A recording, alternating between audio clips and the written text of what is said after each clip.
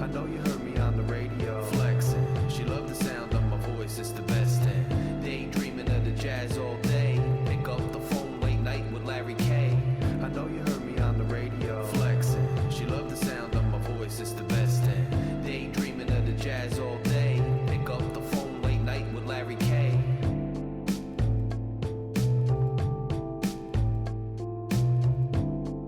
Scarlet Nation, Rutgers fans, man, how you guys feeling? I hope all is well. It's been a little bit since we spoke, and I did tell you, and I promised you that I was probably going to do some football content to go along with the Rutgers basketball content I've been putting out.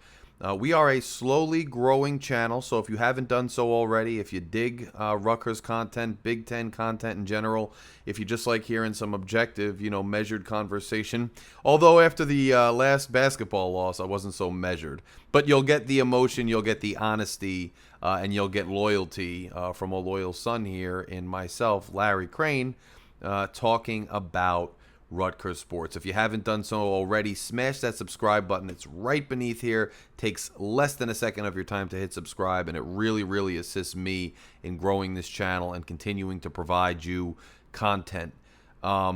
Just some quick housekeeping matters. I am going to give you regular football content this year. I will also once again begin basketball content. Just to touch base very, very quickly. We did get another Dylan as a commitment today, but unfortunately it wasn't Dylan Harper. That news still may come, and it still may come soon. But Dylan Grant, another 2024 recruit, did commit to Rutgers today. He is a 3-star. He's a power forward. I love his measurables. We're talking a tall young man. I believe he's listed at 6'7". And he's somebody who will add to the tenacity of this team, add to the size of this team. And, the coaching staff, I'm sure, is very happy to have Dylan. And if and when several crystal balls have expected it, we do get Dylan Harper. I think it's going to just skyrocket enthusiasm for Rutgers men's basketball, although enthusiasm, even for this year, which could be a kind of rebuilding year, we could be on the bubble, it still should be an exciting year with Gavin Griffiths coming in, Mag looking like he may be well ahead of schedule in terms of his injury recovery, the latest trip that occurred, you're hearing rumblings of guys all of a sudden being able to really shoot the ball from the outside, including Chol, who's a tall guy and apparently has developed his outside shot quite a bit. You hope Cliff has taken yet another step, and you get excited about guys like Fernandes coming in and trying to make an impact. Basketball, the news is continuing to be trending in a positive direction, and Dylan Grant committing today, again in the class of 2024, is welcome news. But I am going to continue with football coverage for the football season. I'm also a season ticket holder and a loyal fan of Rutgers football, so we're going to expand this channel to include that. The intro that's going on here with a little bit of snafu on the spelling, and it's basketball-centric. I'm going to be revamping and creating a new intro soon enough, so strap in and get ready. And remember, click that subscribe button. I'm also going to hopefully be launching a written a forum where I can write articles and produce other content for Rutgers, and I'll be giving you the link and the name of that as soon as that's launched. Those of you who know me know that I've spent a long time writing for On the Banks the last few years, and I want to continue to write for On the Banks, but sometimes it's tough to get my credentials sorted out there and to make sure I have the platform. So whether it's On the Banks or it's something I create for myself, stay tuned for more Rutgers content. But today I want to talk about the football team. I want to talk about expectations for this season. And I want to talk about some of the things that have happened and as far as players, position groups, things that are trending good, things that we're still concerned about. And then I'll give you a game-by-game prediction, and I'll predict the Scarlet Knights' record for this season. And look, feel free to comment below, click like, definitely click share, let people know the content's out here. But let me know if you agree with my predictions and my assessments, or if you disagree. It's all welcome here. We're trying to make this a, dialogue-heavy welcoming channel here for Rutgers sports. So let's continue to do that. I got to say, Pat Lanny, who I think is a pretty good writer over at NJ.com, Pat Lanny has recently put out a article on NJ.com discussing Rutgers' projected depth chart, projecting the depth chart. I did kind of look at that earlier today, and that kind of helps guide me a little bit with these position groups. But let's talk about it. At the end of the day, there's another tough schedule for Rutgers football this year. This is another year where it seems like we are still trying to reload, and as Coach Schiano says, we're trying to backfill that pipeline to get more guys in the pipeline so that our depth is increased, so that the older guys have had sufficient time to develop, to take the reins when they're ready and when they are Big Ten caliber football players, and to allow the younger guys coming into the program to continue to build up in that pipeline to be ready to take the mantle when the time comes. It seems like with this schedule, it seems like with the fact we still have a young quarterback, it seems like with our offensive line still kind of developing that pipeline, and a lot of the heavily vaunted recruits we got a year ago, 2 years ago, still developing. Some of them had some setbacks. That this is going to be another rebuilding, tough year. That's the general consensus that I've heard, that you've probably heard from those out there who regularly report on these things, from those out there who have been at practices, who have been around the team. I will say this. I think we all know that a lot of how this season goes is going to depend on Gavin Wimsatt, right? How much improved is Gavin in his accuracy in throwing the football? But I also think something not discussed enough is how improved is Gavin going to be running the football, right? You saw last year against Boston College, and Boston College wound up really not being a very good football team last year. So some of the, encouragement that we had initially with that game, and I was at that game up in Boston, kind of faded as the season went on, as we saw our own glaring holes and deficiencies, and as we saw Boston College just really have a tough season. But one thing that you can take from that game last year, and I take from it, is they were rotating Evan Simon and Gavin Wimsatt last year against Boston College. And my buddy who I'm with at the game turns to me right before that last drive where Al-Shadi Salam, ran in the winning touchdown. And he turns to me and he says, who is the quarterback for this game-clinching drive? Who is the quarterback when the game's on the line here? And I looked at him unflinchingly, and I flat out stated that it's got to be Gavin. And the reason that I thought it had to be Gavin really didn't have much to do with his throwing ability or his accuracy. The reason I thought that it had to be Gavin was that the way Gavin had run, and he broke off one large run in that, long run in that game, it was opening up the defense for the rest of our run game. And it was putting the defense a bit on their heels because they had to account for him keeping the ball and running the ball effectively. And sure enough, when you watch that last drive, we had a bunch of successful runs, and we essentially ran that ball all the way down the field, scored the game-winning touchdown. Later in the season, Gavin sustained an injury, and although he was named the starter and remained the starter for the entirety of the second half of the season, the fact that he was hesitant to run, and I believe, after hearing some of Schiano's comments post-game last season, I believe that the staff kind of leaned toward Gavin not running as much and kind of instilled in him the idea that he doesn't want to get hurt more, and it was important for him to develop his throwing and reading a defense prowess or his ability to read a defense, and to develop that skill instead of putting the ball in his own hands and running the ball, given that he had an injury. He was a bit hobbled by the injury. And I think that was really the case. Also, it's important to remember that Gavin Wimsatt, despite having the ability to run, despite having the natural talent to run, Gavin is primarily a pocket passer. He is primarily a drop back, throw the ball guy, and he always was, even through high school, despite the fact that he broke off significant runs and created with his legs. But this year, you think, not only will Gavin have to improve his accuracy, which you hope happens, but he will also have to run the ball effectively a few times a game, and run the ball effectively a few times a game to the extent that other teams have to account for him in the running game. If Gavin can do that, I think he can open up a lot of running lanes for our running backs. And I think, quite frankly, we have a nice running back room, and we'll talk about that in a second. But despite whether the O-line is elite or whether the O-line is mediocre or whether the O-line is still struggling, if Gavin can make the defense account for his ability to run, we will open up running lanes one way or another.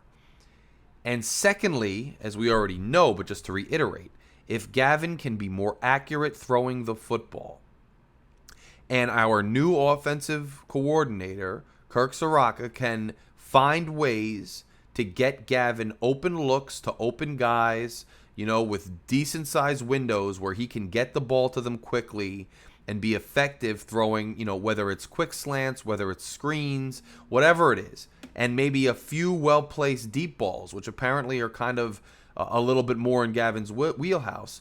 We can open up defenses just enough to get some running lanes open, and I think that's where we are able to hang with some teams and really make a difference.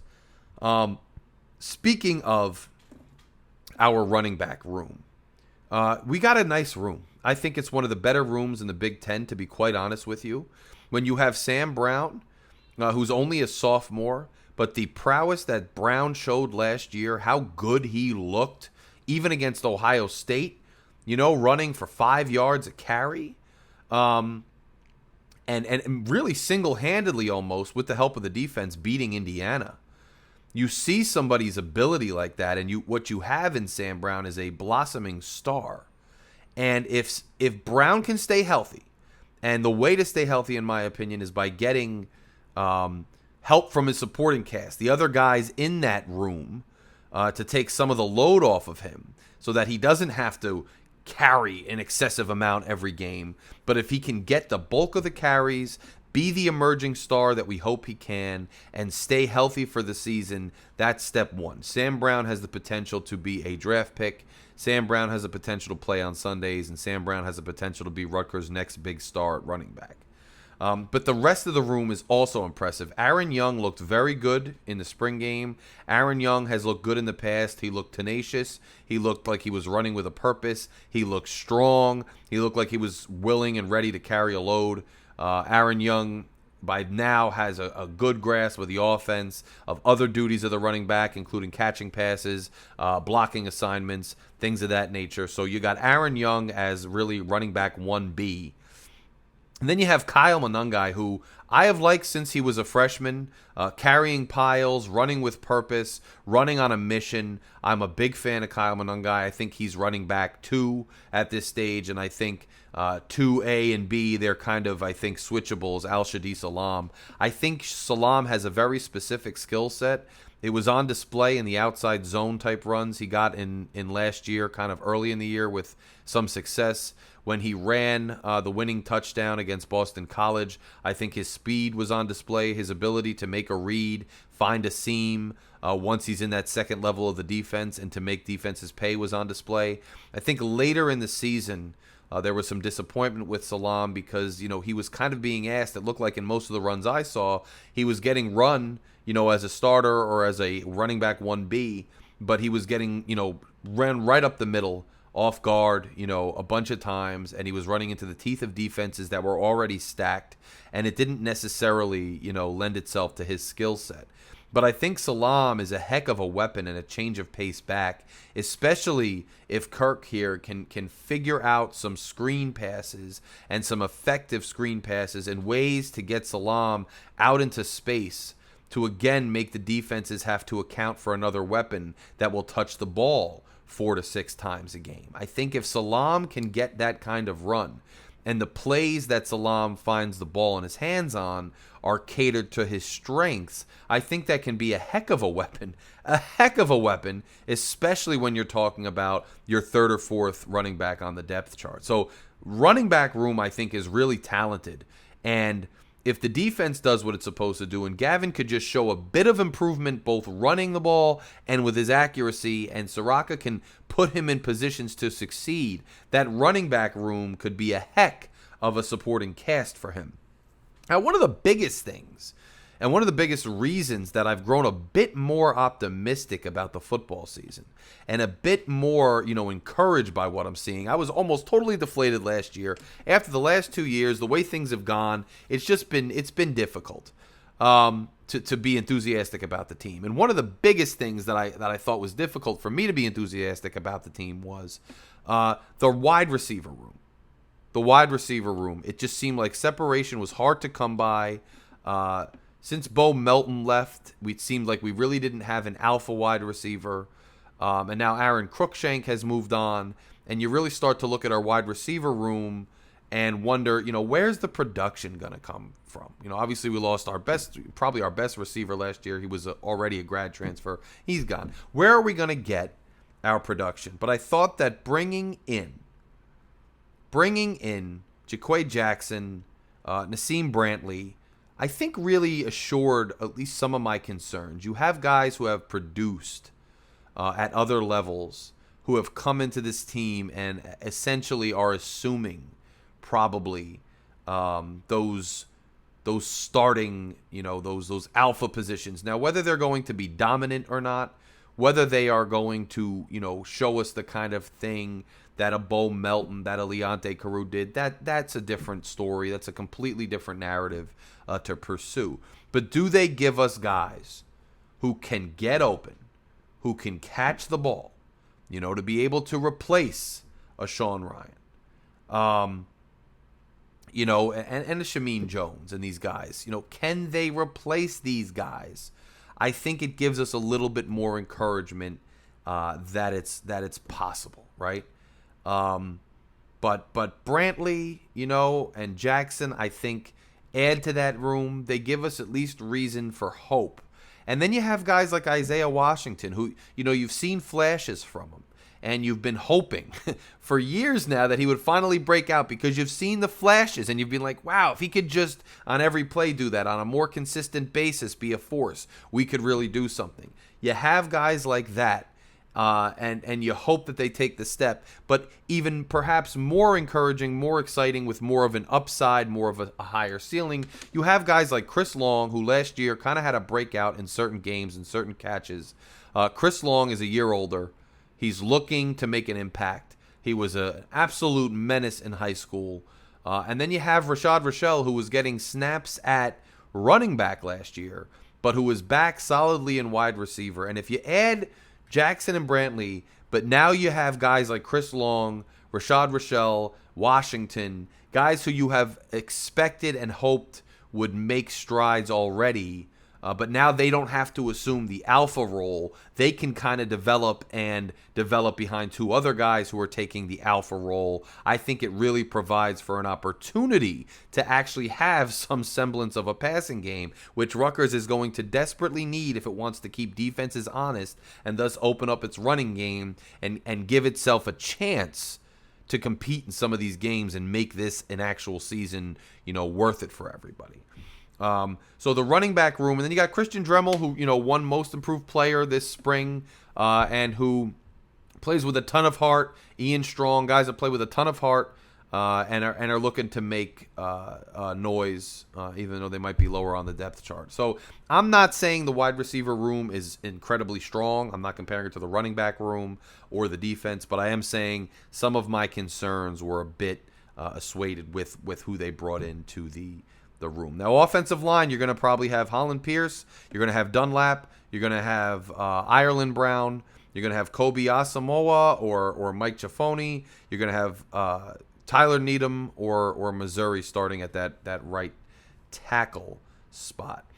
I think the left side of the line is kind of solidified. I think Pierce has really developed himself. He's already a heck of a big guy, and he's developed himself into a solid player. I think Brown has also done the same. Dunlap was decent last year.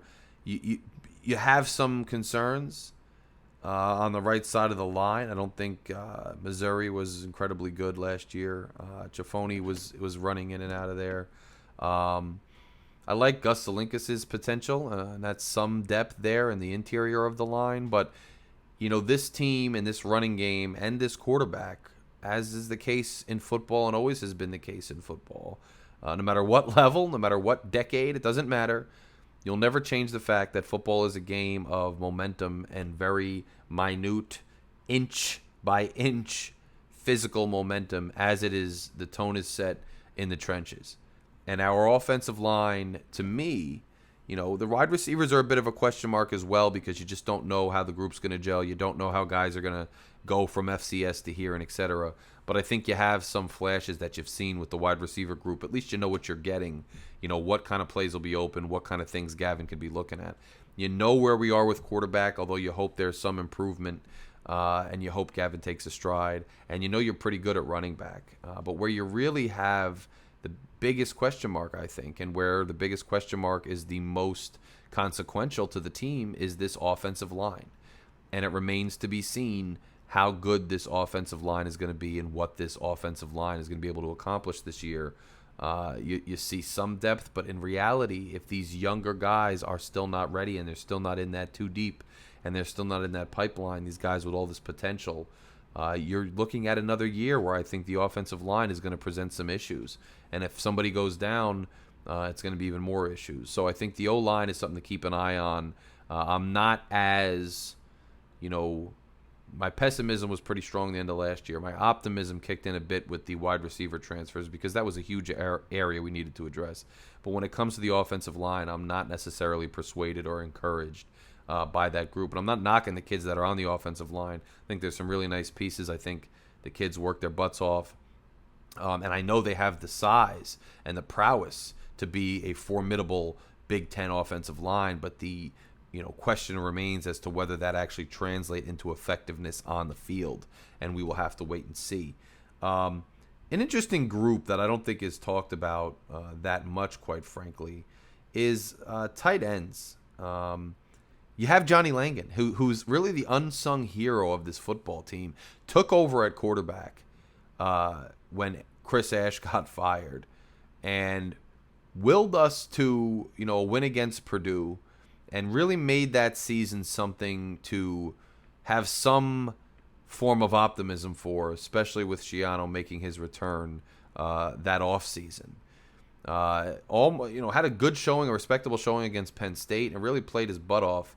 But as he's shifted to a more traditional tight end role, and by the way, he shifts to tight end role, but you hope Kirk finds ways to use him. They've still found ways to sneak him in at A-back and all these other things and find ways to do things with him. But Johnny Langan, who's been on the team for so long, it's kind of seemed like he's, gone from this unsung Johnny football hero kind of to almost, somebody we don't talk about as much initially when we're talking about offensive playmaking.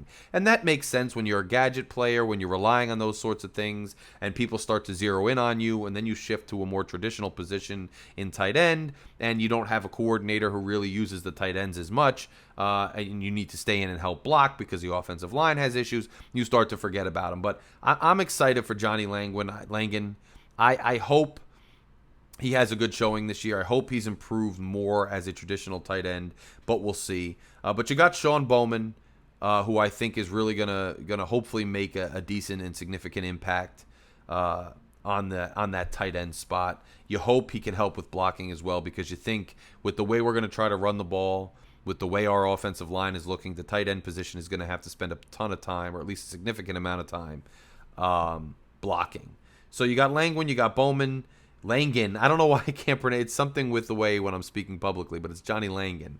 And you got Sean Bowman. And then, look, you know who I'm excited about? And Schiano had high praise for Mike Higgins, I thought, in one of his pressers. So I'll be interested to see how he plays and what he's able to bring to the table. But Victor Konopka, man, I've been waiting. And against BC, he had a catch.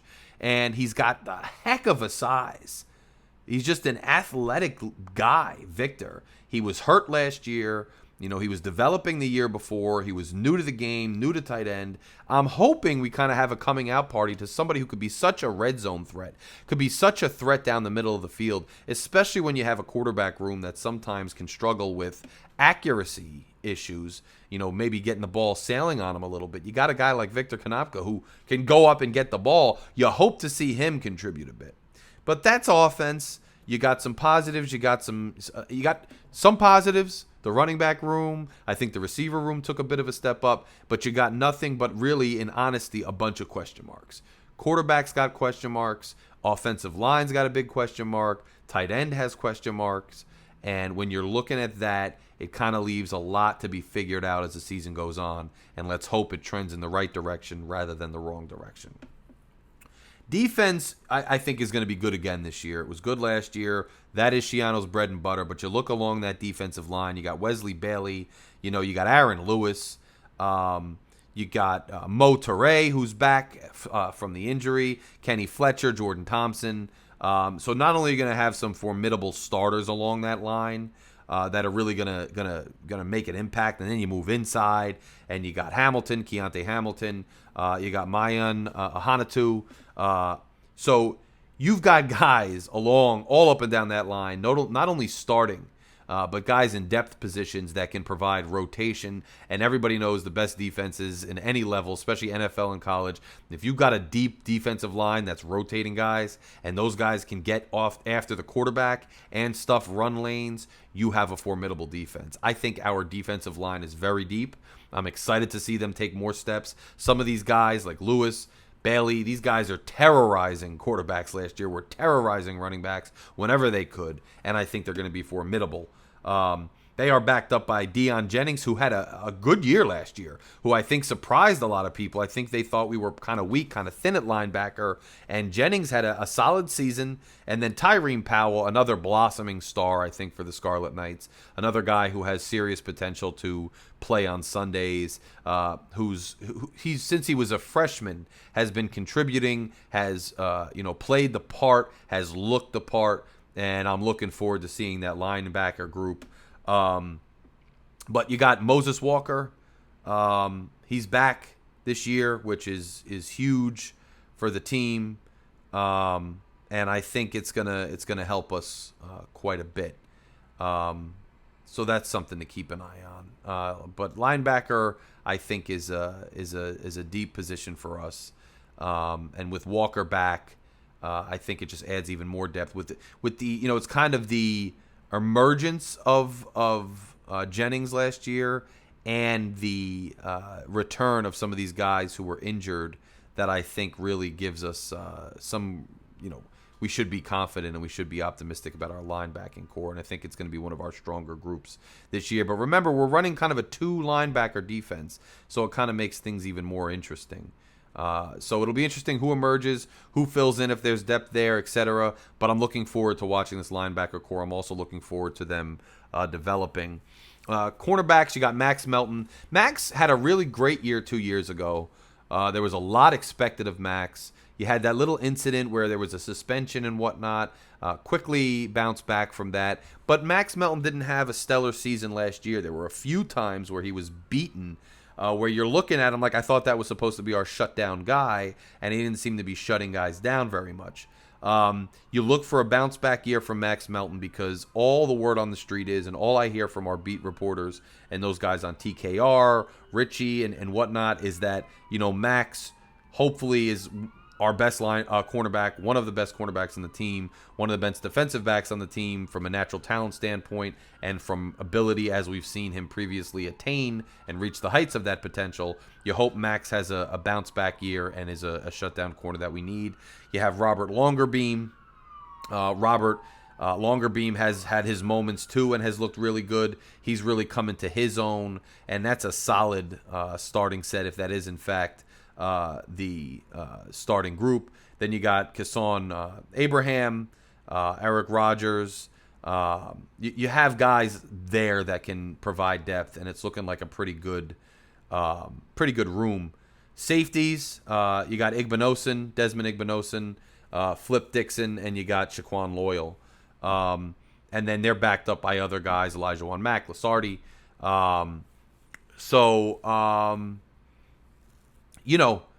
Defensive backs, what else is new? And you just heard, by the way, congratulations to Christian Izzian. who was named a starter for the Tampa Bay Buccaneers. The defensive backfield, as usual under Coach Schiano, is looking deep. It's looking talented. It's looking good. I'm expecting things from them. When you have a defensive line, this is why this defense is so effective, and it long has been under Coach Schiano. When you have a defensive line that can get after the passer, that can clog up lanes, that can then backpedal and chase guys downfield if they get past the first level or catch a screen pass or it's a tight end route or something, can get after those guys. And then you have a ball-hawking defensive backfield with guys who have a range. We're seeing with this defense, we have guys with range, right? You have guys who could be linebackers, but they're playing safety and they're playing these kind of interesting roles in the defense where they almost are quasi-safety linebackers. You have linebackers like Powell, who is a tall, big guy and a beast at linebacker, but can kind of drop back and almost looks like that safety tweener himself. So you have these guys, and when you have these types of defenses that are, strong at every level, it creates the opportunity for turnovers. It creates the opportunity for hustle, for saving a play that may have looked broken initially. It creates the opportunity to put the offense in better positions. And if the offense can just do its job, if the offense can just be mediocre, we have a chance to win some games this year. Because if you look at last year, the defense consistently looked like it was up to par. It consistently looked like it could do something to stop other teams. But the offense would have turnovers, throw interceptions at the most inopportune times, right in our own end zone, right in the 20-yard line, our own red zone. And it was hard for the defense to recover. And then as the season wore on, I think you saw with attrition, with guys getting hurt, with fatigue, with the offense just constantly looking hapless, that the defense eventually lost some of their confidence and struggled way down the stretch. Not early, not in the first half, way at the end of the season. And I think if the offense could just be serviceable, this defense is going to do their job and is really going to help us win some games. Like you saw last year against Temple. I mean, Shaquan Loyal doesn't get that interception, pick six, and run it in. We might lose that game. So that defense is very important, and I'm looking forward to that defense continuing to be strong, hopefully even taking another step up and starting to be dominant. Starting to be dominant against teams that we should dominate, starting to be dominant against offenses that are middle of the road, putting our offense in a position to possibly win games. And on the other hand, maybe keeping us more in games with the elites instead of getting run off the field and embarrassed. Our kicker this year, it's looking like it's going to be Jay Patel. That's awesome to me, like a local kid. Just seems awesome. And I'm excited for him. It seems like he's been pretty accurate. It seems like McEnany's going to be the kickoff guy because maybe he's got a little more leg. But Patel apparently has been Patel's been more accurate, and Schiano came right out and said it that Patel is going to he's the kicker. It's his job. And we'll see what happens with punter. We had to replace the best punter in the country. Hopefully, it's serviceable punting, and hopefully, the defense keeps us in good positions, and the offense puts us in positions where we don't have to punt the ball 80 yards away just to give the defense a chance. But all of that, remains to be seen, and we'll see what happens. But overall, my assessment of the team going into this season is, which we all know, we have a lot of questions on offense, and those questions start with the O-line and quarterback. And then, I think the wide receiver room can be serviceable. I think the running back room can be elite if given the chance to be elite. And, Rutgers elite behind that offensive line may not be flashy. It may not have all the numbers, but Rutgers elite behind that offensive line really could just be, being serviceable, keeping us in games and putting up significant stats despite maybe not having the best go of it in the trenches. And then defense, it just looks deep all around. It looks like it's going to be another good season from the defense. And I think most people are looking forward to that. Sorry, it's been a little bit before I've been on the mic, but I'm happy to be back. Guys, again, if you have listened this far but you have not yet done so, hit that subscribe button. There's not that much Rutgers content out there. There are some content creators out there. You got Aaron Brightman. You got Richie and Mike with the TKR cast. You got other things out there. But it is nice to have another Rutgers outlet that you can sit and listen to get you hyped, to get more analysis, get more discussion. And I'll be doing live shows soon enough and continue to build this platform. And the only way to do it is to get more subscribers, get more likes, and get more shares. So go ahead and hit that subscribe button if you haven't done so already. Welcome to Night Watch. Let's get into the season's predictions. I'm going to give you a game-by-game prediction, and I'm going to give you my final record at the end. Game 1, Northwestern, this Sunday. It's going to be huge. Labor Day weekend. I wasn't happy it was a Sunday at noon kickoff. If they were going to do a noon kickoff, I'd rather them just stick to Saturday because then you have the rest of the weekend to barbecue, do whatever. But they wanted to put it dead in the middle on Sunday. Hey, my barbecue is going to be over there in the blue lot at the tailgate spot. That's what's going to happen. I'm there. I can't wait to get the season started. Northwestern, interesting team, right? Had the controversy with their coach. The coach got fired, had controversy. Not a ton of transfers, not as many as you'd think. So they've been wearing shirts apparently, Cats versus everybody, Northwestern versus the world. They have that mentality. They're coming into Piscataway. They're coming in with a chip on their shoulder. These are two teams that kind of have been evenly matched through most of Rutgers' existence in the Big Ten. I think they're going to want to make a statement. They're going to definitely want to get off after our quarterback, knowing he's still young, knowing he's had the accuracy issues in the past. Northwestern is not going to lay down. They're going to be formidable. This game could go either way. But here's the thing.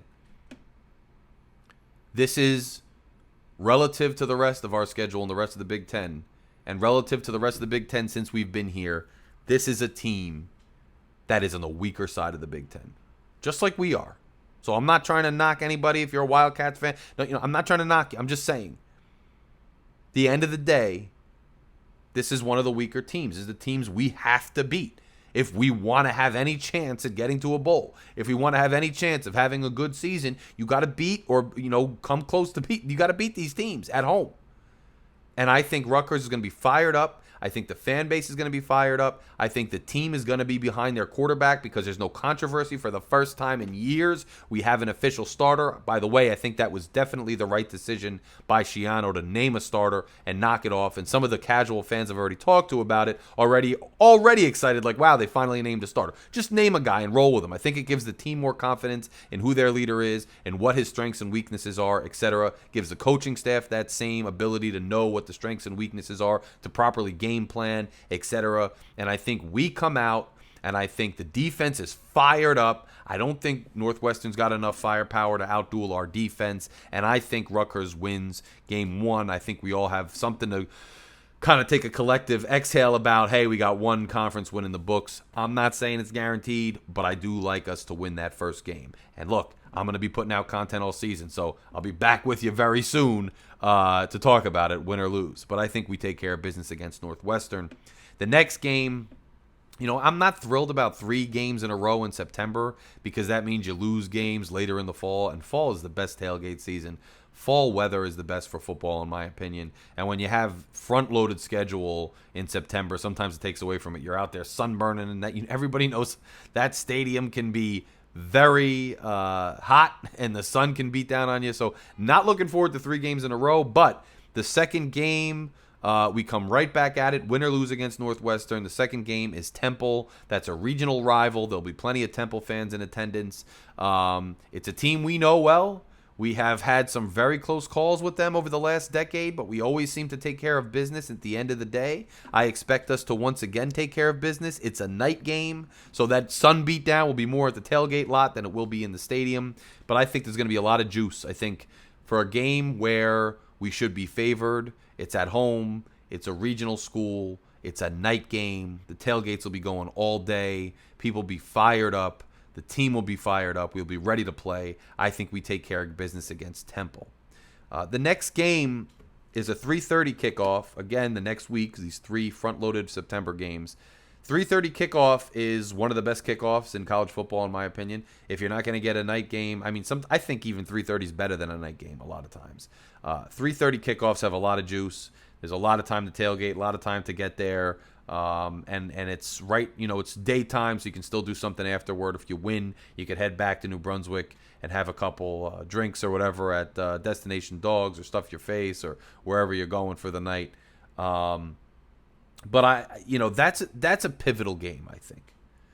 Virginia Tech is a team that has some expectations this year. They've reloaded a little bit, and that's a pivotal game for Rutgers, right? Because if you drop one of your out-of-conference games, it's going to be very difficult to get back to that 6-win threshold and to make a bowl game. Since the game's at home, since I do think we're coming off, some swag, because we're going to be coming off a night victory against Temple, I think. And I think we have a good shot to beat Northwestern. And I think because the team's going to be locked in, knowing that the conference schedule is sneaking up, and because I think despite Rutgers, struggles in the Big Ten, I think some forget, and it's easy to forget, even I forget, that, just like when we were in the Big East and you're playing and you're ranked, but then some of these Big East teams came up against these SEC or these Big Ten teams and they just didn't look like they were in the same league sometimes. We forget that just by playing in the Big Ten week in and week out, even though we're struggling, just by recruiting the type of players that play in the Big Ten, just the size, the speed, the competition in the Big Ten, we forget how much, stronger of a program we are and can be. And I think Virginia Tech will have quite the chance against us. But I think if it's at home, if we're the Big Ten team, if we are focused and locked in and we chop, I think we beat Virginia Tech. But I'm telling you right now, that's going to be a pivotal game. And if we don't beat Northwestern, that game is going to be absolutely everything that early in the season. I'm giving them the win right now, but keep your eyes on that game, and keep your eyes that game in the Northwestern game. It's seldom been the case that this early in the season there are games that competitive that are that pivotal for the story of the entire season. And those two games are, those two games are the season early on, in my opinion. That could change later, but for now, those two games are going to really say a whole lot in setting the entire trajectory of what the story of the season is. But I give Rutgers the win against Virginia Tech. Then we would be 3-0, riding fairly high at 3-0, although knowing, where we are and what's on the horizon. Rutgers will be 3-0 heading out to Michigan, who's currently ranked number 2 for late September 23rd game. And I think, we lose that game. Now, hopefully it's competitive, because what I've noticed in prior seasons too is we'll go out, we'll beat we'll win our out-of-conference schedule. We'll go toe-to-toe with some of the decent ACC teams, pull out victories. We'll put a shellacking on, whoever our, other FBS, or our FCS, our other opponent. Sometimes I'm getting a little dyslexic when I'm sitting here, but, our lower tier opponent. And then we'll go into a Big Ten, behemoth like Michigan or Ohio State, and we'll just get just chopped up, chewed up, and spit out. And I think it knocks the fan base's confidence. I think it knocks the team's confidence, etc. We're going to go into Michigan. I think we're going to lose. It just depends, do we keep it respectable? Do we maintain some of that swagger that we've built up from earlier in the year? Or are we not able to do that? I think that's going to say a lot about us. But I think we lose to Michigan. Next, after Michigan, we can lick our wounds a little bit. We come back to play Wagner. You know how it goes with Wagner. We've played Wagner before, and it's a home game, and we're going to dominate Wagner. I think that's not even a question. So I do think no matter what happens in Michigan, hopefully we come out healthy. Hopefully we come out with a little bit of swagger, but we come home, we take care of business against Wagner. And if my predictions are accurate, we start the season 4-1, which would be quite welcome. 4-1. And I think that would give us a whole bunch of confidence that all we have to do is pull out 2 more victories and we can become bowl eligible. I know we went to a bowl 2 years ago, but it was based kind of on an interesting fluke when we were 5-7. I mean, this would be a legitimate 6-6 bowl eligible. I don't care about anybody complaining. I'm going to go to whatever bowl it is, wherever it is. But that doesn't mean we are bowl eligible, but puts us in a position to be. And that's not going to be easy. Beating Northwestern, beating Virginia Tech is not going to be easy to beat both of them. But if we do and we take care of business against Temple and Wagner, we start the season 4-1. You really can't ask for a better start at that point. Following Wagner, October 7th, we're away at Wisconsin. I believe that might be the Peacock game. I have my thoughts on that. We already pay for season tickets. We pay for our cable. We pay for all this other stuff. And now, we're already paying for cable, and cable's expensive. We pay for streaming services for other things. And all of a sudden, these streaming services want to take one game here, one game there, and make you subscribe to their service just to see one extra game. Like, fans are constantly being nickeled and dimed, but that's a different story for a different day. Wisconsin beats us. We have not been able to figure out Wisconsin. Their trenches have always been a problem for us, and I'm not feeling any more confident this year. I think we drop to Wisconsin. Now we come back home October 14th, dead of fall, middle of fall, right in that sweet spot. It's really our only October home game. We come home right in that fall sweet spot, and we got Michigan State. Now, a lot of people are just going to predict that we lose to Michigan State because we're still not there yet. Michigan State has traditionally been more powerful than us. Michigan State the last few years has beaten us. But let's put it straight up right now. We beat Michigan State the first game of Schiano 2.0's tenure. I know it was a COVID year, but we did beat them. I'm reading articles. I'm seeing things that Mel Tucker seems to be all over the place, that they're not as confident this year in their ability, that it might be a bit of a rebuilding year for Michigan State. I think I'm giving Rutgers, this is the optimistic preseason take, and it could change as the season goes on. I will make weekly predictions as the games and the team show themselves. But I'm going to give Rutgers a victory. I'm going to say Rutgers is going to be locked in. Rutgers is only going to have lost to Wisconsin and Michigan. They're going to be pissed off after getting bumped around in the trenches against Wisconsin on the road. They're going to come home. The crowd's still going to be behind them. We're still going to have 4 wins. I think Rutgers surprises everybody. I think Rutgers takes it to Michigan State. I think we beat Michigan State at home. That's my prediction as of right now. I think we beat Michigan State at home. I think at that point we are 5-1 with a full schedule left to try to sneak out one more win to get us bowl eligible. But we're not going to need the whole schedule because the very next week on the road we play Indiana, the Hoosiers. I know it's on the road, but we're going to be rolling. We're going to feel good about ourselves. The Hoosiers are going to be reeling. We are going to beat Indiana behind a strong run game, a little bit banged up, but all the running backs are going to pull their weight. The defense is going to keep it up. Even if we have some attrition on defense, we're going to have the depth to keep it up. We're going to take it to Indiana. We're going to become bowl eligible as of October 21st. As of right now, that's my prediction. Let's hope I'm right. And let's hope I'm right, because the next week we're back at home, November 4th. One of our November games is against Ohio State. I hate the Ohio State game. I never enjoy it.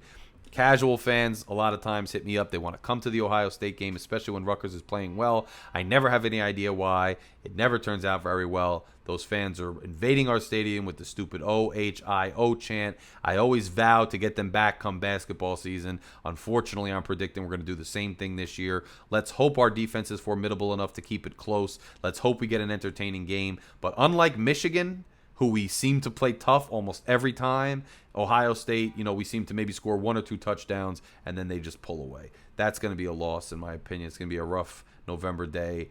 No kickoff time announced yet, but let's hope it's a nooner and we can get out of there. I'm sorry to say it. That's how I feel about Ohio State. Next is on the road against Iowa. They're similar to Wisconsin to me, although they're not usually as, great as Wisconsin. It's a similar thing, and it's a similar story every year. Aside from the one year when we had the home game when Ash was the coach, and Grant got hurt, and it kind of sank the season, and Ash, I think. But, we're on the road. They're going to be raucous. They're going to be fighting for a bowl game. They're going to be, honestly, they're usually contending for the West. They probably will be again this year. They're going to need the win. They're going to need the conference win. I'm taking Iowa on the road. I don't think RU does it. Then we're on the road again for Penn State. At this point of the season, guys, this is when we probably have injuries stacking up. We have fatigue stacking up. We have a considerable amount of decisive losses against Big Ten elites stacking up. We go into Penn State, who just wants to embarrass us every time. They are flooding that stadium. It's a huge stadium. There's a raucous crowd. It's a beautiful November day, and Penn State is very excited, and they beat us. We come home for our last game of the season, and the fan base is a little exhausted, a little tired. We've dropped a couple games in a row.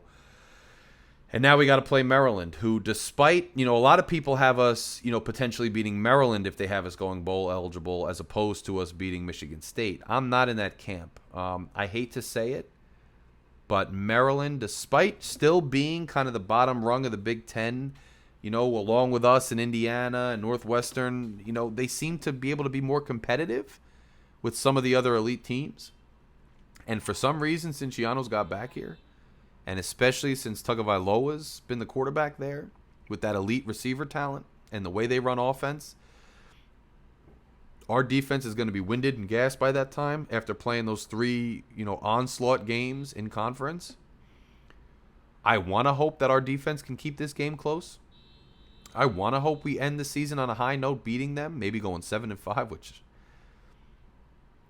I don't think that's going to happen. I think if we beat Maryland, we definitely lost to Michigan State or Indiana or Northwestern or VTech or somebody. I don't think we're going to go 7-5. I think that would be an absurd homer take. So I don't think it's happening.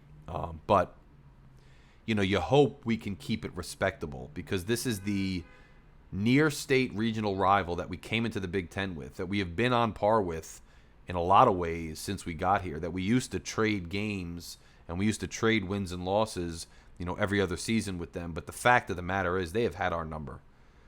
That offense has just destroyed us. They have absolutely dominated us the last couple of years, and I don't see why that's going to change. And despite it being a home game, a fun crowd late in the fall, which I'm looking forward to, I hope it's a showdown and we show out and we play. But I don't see us beating Maryland. As the way the teams are constructed, I don't see it happening. But the good news is, even after we lose the entire last month of the season, in my predictions, I have us finishing the year 6-6. And I think the team will end on a low note. The media will be attacking us. Some of the naysayer fans will be unhappy, et cetera, because it's not going to feel great because of the losses that are going to pile up at the end of the season. But that's just how the schedule is. I think we are then going to lick our wounds, get a little bit healthy, regroup a little bit, get a little bit of extra zest, and I think we're going to go to a bowl game. I think it'll be an evenly matched bowl game, hopefully at a location that's not too far, not too crazy, or maybe just really nice. We get to go to a bowl game. I think it's going to be great for the fans. I think it's going to lead right into basketball season, and I think most importantly for football, it's going to lead right into next football season, where I think we're going to get even more pieces. That pipeline's going to be even stronger. Some of these guys are going to get even more valuable experience. They're going to go from lowerclassmen to upperclassmen, and we're going to have another infusion of talent and coaches with a little more experience with the players with a little more experience with the coaches, especially on the offensive side of the ball. And I think the next season can really be something with some serious expectations for once. Nothing crazy, but a little bit of some expectation. That's my prediction. It's a bold one. It's an optimistic one. It's 6-6. It rests mostly on assuming we have a very high caliber defense, we have a very talented running back room, and our offensive coordinator finds ways to not expose our younger quarterback and not expose our somewhat compromised offensive line. If that happens and a couple of these games break our way and we maintain, I think a lot of it's dependent on starting the season strong. We need to start the season by beating Northwestern, followed by beating Virginia Tech. If we can do that and we can beat Temple decisively, unlike last year, and come out of that first quarter of the season, first half of the season, with some swag and swagger on and some bravado, and be 4-1, I think that can carry us on to beating teams like Michigan State, beating teams like Indiana, and putting ourselves in a position to get to a bowl. A lot of my assumptions rest on that, and we'll see if it happens or if it doesn't. Either way, I'll be back with you to discuss the ins and outs and ups and downs of this football season. Stay tuned. Like I said, I will either hopefully have a writing platform myself, or I'll be back on the Banks. And if I'm on the Banks, I'll be sure to plug it here, and I'll be sure to plug this on the Banks. Either way, guys, if you still haven't done so, but you've made it all the way to the end of this video, you really should click subscribe. It's right here. Click subscribe and join the family. This is Night Watch. I'm Larry K. Go RU. See you all on Sunday. Later.